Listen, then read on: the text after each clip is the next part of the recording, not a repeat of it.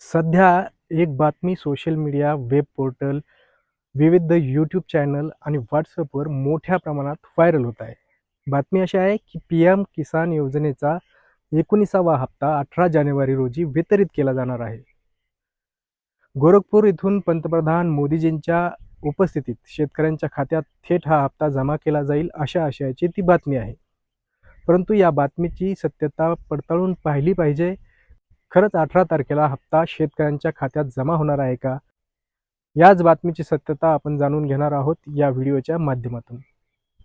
नमस्कार, गावगाडा.com मध्ये मी श्याम पाटील आपल्या सर्वांचं स्वागत करतो.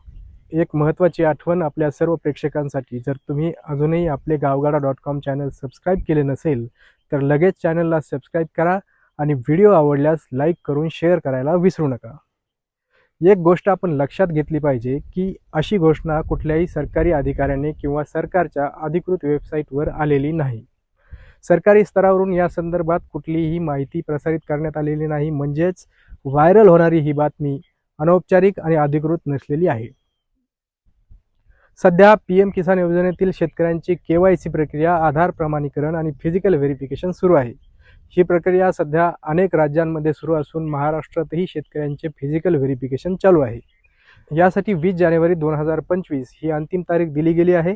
त्यामुळे 18 जानेवारीला हप्ता वितरित होणे अशक्य आहे, कारण प्रक्रिया पूर्ण होणे गरजेचे आहे.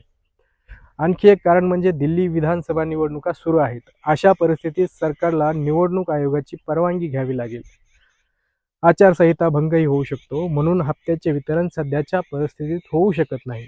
त्यामुळे गोरखपूर येथील मेळाव्यात मोदीजींच्या उपस्थितीत हप्ता वितरित केला जाईल अशी कोणतीही अधिकृत घोषणा करण्यात आलेली नाही.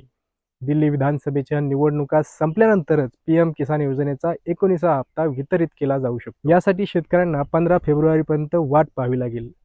15 ते 25 फेब्रुवारी दरम्यान शेतकऱ्यांच्या खात्यात हप्ता वितरित केला जाऊ शकतो.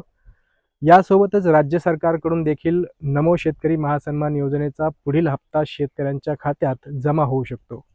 मित्रांनो, ज्या बातम्या व्हायरल होत असतात त्या प्रत्येक गोष्टीवर विश्वास ठेवू नका. अधिकृत माहिती आणि सरकारी सूचनांवर लक्ष ठेवा. तसेच शेतकऱ्यांना त्यांच्या KYC प्रक्रिया पूर्ण करून त्यांचं आधार प्रमाणीकरण आणि फिजिकल व्हेरिफिकेशन पूर्ण करणे महत्त्वाचे आहे. जर तुम्हाला व्हिडिओ आवडला असेल तर व्हिडिओला लाईक करा, शेअर करा आणि चॅनलला सबस्क्राईब करायला विसरू नका.